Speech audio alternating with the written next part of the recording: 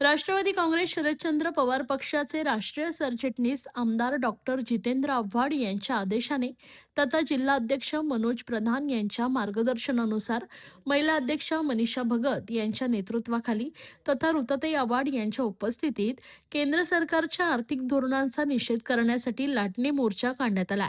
ठाण्यातील छत्रपती शिवाजी महाराज मैदान ते जिल्हाधिकारी कार्यालय दरम्यान काढण्यात आलेल्या या मोर्चात मोर्चेकऱ्यांनी मोदी सरकारच्या धोरणांमुळेच महागाई वाढली असल्याचा आरोप करीत जोरदार थाळीनादही केलाय. पश्चिम बंगालच्या निवडणुका संपल्यानंतर इंधनांच्या दरात अवघ्या 1 ते 2 आठवड्यात 2 वेळा वाढ करण्यात आली.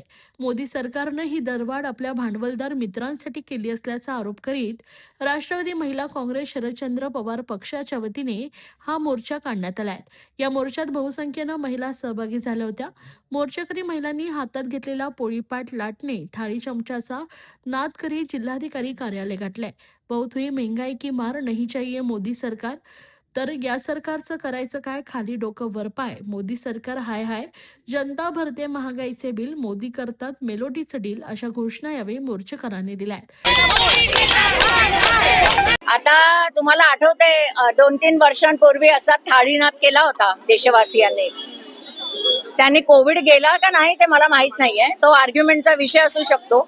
थाळीनाद करून महागाई कमी होईल की नाही माहित नाही. आमच्या बायकांची वजनं नक्कीच कमी होतात चालून चालून. आणि आता तर खायला खरंच पैसा नाहीये. म्हणजे गवारी सारखी एक भाजी जी पूर्वी गुरं खायची त्याचाही भाव आज 100च्या पार आहे. आणि तुम्ही ऑस्टॅरिटी तुम्ही जर बोलाल काटकसरी बद्दल तर त्याबद्दल काही न बोललेलं बरं आहे. कारण तुमच्याच पेपर्सच्या रकाने जर इकडे कोणी नाहीये प्रिंटवालं ते भरलेले असतात रोज की आता गव्हर्नमेंटची कशी काटकसर चालू आहे. त्या दिवशी एक कार्टून आलं होतं, त्याने सांगितलं सर जेवढे पैसे आपण पेट्रोल बचतीतून केले नाही ना त्याच्यापेक्षा जास्त कॅमेरामनचं बिल आलंय. सो हे खूपच बोलकं उदाहरण आहे. पण मला असं वाटतं आपल्याकडे खूप पूर्वजांनी आपला एक खूप सुंदर म्हण दिली होती, निर्लज्जम सदासु. सो आता सगळ्यांनी भजनं करा, कुंभामध्ये आंघोळ करा, तुमची पापं धुतली जातील आणि पुन्हा एकदा नवीन महागाईला तयार राहा. त्याची मेंबर आहे CJP, पण आम्हाला सगळ्यांना काढून टाकलं ना. माझा it will be back. Cockroach is back, definitely. Cockroach was the only species who survived Hiroshima, Nagasaki bomb. अणुबॉम्बलाही ज्यांनी शिकस्त दिली असा एक जीव आहे, त्याला म्हणतात झुरळ. सो ज्यांनी कोणी या नवीन पिढीला झुरळ म्हटलंय ना त्यांनी ऍक्च्युली त्यांच्या जगण्याच्या त्यांची जी एक जिगीविषय आहे त्याला मला वाटतं आव्हान केलेलं आहे. आणि बरं असंच सगळं बॅन बॅन बॅन बॅन करत राहा, म्हणजे एक दिवस तुमचा बँड वाजेल. I hope. बघा, आज आम्ही इथे सर्व महिला एकत्र येऊन आज आम्ही आंदोलन केलं. कशासाठी केलेलं आहे? महागाई वाढली. कारण घरामध्ये फक्त एका महिलेला समजतो की प्रत्येक गोष्टीचा भाव काय असतं. पण मोदीजींनी जे आमचे इतके आज बोलले जातं भारत देशाचे राजा आहे. राजा कसा पाहिजे? प्रजेला भिकारी करणारा नाही पाहिजे, प्रजेला उपाशी मारणारा नाही पाहिजे. राजा फिरतोय देशी विदेशी सर्वीकडे फिरतोय आणि दुसऱ्यांना नियम लागू की तुम्ही एक वेळचं जेवायचं नाही, तुम्ही हे वापरायचं नाही, तुम्ही ते करायचं नाही, हे नाही. मग काय करायचं? आम्ही मरायचं का?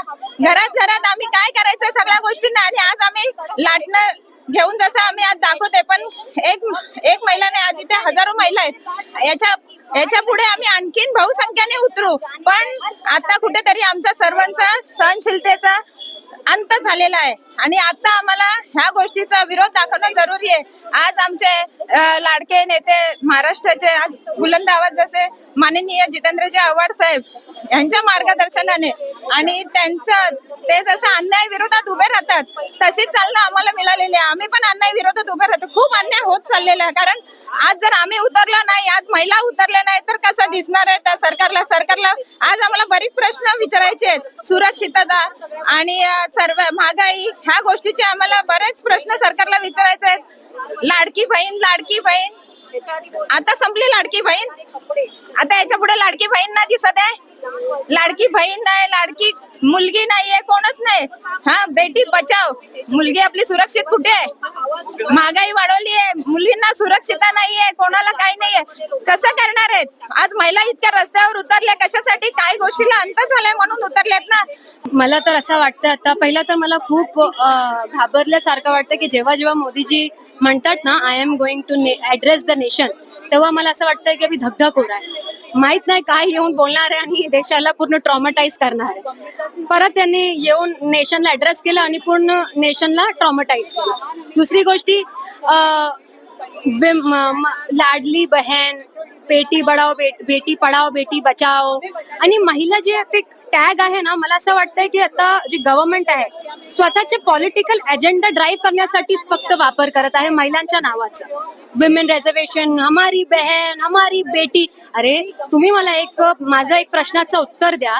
जेव्हा महागाई वाढतात तेव्हा सर्वात जास्त सफर कोण करत आहे? एक महिला सफर करत आहे ना, कारण की महिलांना घर चालवावं लागतं आणि जेव्हा Wien the kitchen suffers the nation suffers. Okay, आज दुधाचा प्राइस कसा वाढलाय? पहिला 30 रुपयाचा होता, 31 झाला, मग आता 35 रुपयाचा दूध झालाय. च्या अगोदर तेलचा भाव असा होता 140 होता, 160 झाला, मग now it is 185. What is happening? End ये आपके अच्छे दिन है. अगर ये आपके अच्छे दिन है तो हमको हमारे वो पुराने बुरे दिन लौटा दो जब 70 रुपए का तेल मिलता था. कांग्रेस गवर्नमेंट में 70 रुपए का तेल मिलता था, वो दिन हमको चल जाएंगे. ये दिन तो क्योंकि किसी को नहीं चल रहे. एका बाजूला आपल्या देशाची परिस्थिती अशी आहे की आर्थिकदृष्ट्या पूर्णतः आपण दुर्बल झालोय. रुपयाने इतका निच्चांक गाठला की ऐतिहासिक निच्चांक आहे, ज्याबद्दल आंतरराष्ट्रीय पातळीवरती चर्चा होते, डिबेट्स होत आहेत. पण दुसरीकडे पाहिलं तर आपल्या देशाचे पंतप्रधान सन्माननीय नरेंद्रजी मोदी साहेब रशियाला जातात आणि तिथले अध्यक्ष मेलोनी यांना मेलोडी भेट करतात आणि त्याच्या मीम्स बनवण्यात ते मशगूल आहेत. मग इकडचा जेव्हा सर्वसामान्य माणूस हा विचार करतो की मी माझा महिना कसा घालवणार आहे, कारण की पंतप्रधानांनी सांगितलंय ना की तुला कमी प्रमाणात तेल वापरायचं आहे, खाद्यतेल कमी वापरा, पेट्रोल डिझेलचा वापर करू नका, वर्क फ्रॉम होम करा, शाळा सुद्धा तुम्ही, शिक्षण सुद्धा तुम्ही ऑनलाईन करा. अशी परिस्थिती जेव्हा देशावर येते तेव्हा पंतप्रधानांकडनं अपेक्षित असतं, कारण की पूर्वी इंदिरा गांधींचा काळ होता की जेव्हा युद्धाची परिस्थिती आपल्या देशावर आली होती तेव्हा इंदिरा गांधींनी स्वतःचं सोनं आधी विकलं आणि त्यानंतर जनतेला आवाहन केलं. शास्त्रीजींनी जेव्हा महामारी आली होती खाद्याची, त्यावेळेला स्वतः उपाशी राहिले, आपल्या घरातल्या खाद्य त्यांनी कमी केलं, स्वतःचा गॅस बंद केला, चूल भिजवली आणि मग जनतेला आवाहन केलं. पण आताचे जे पंतप्रधान आपल्याला लाभले, सन्माननीय आदरणीय विश्वगुरु नरेंद्रजी मोदी साहेब, हे 4000 किलोचे स्वतः मशरूम्स खातात, बिनधास्त परदेशी वाऱ्या करतात, होम टूरच्या नावाने तिकडे जाऊन ते मेलोडीला प्रमोट करतात. म्हणजे तुम्ही खरं सर्वसामान्य माणसांचं हसू करताय का?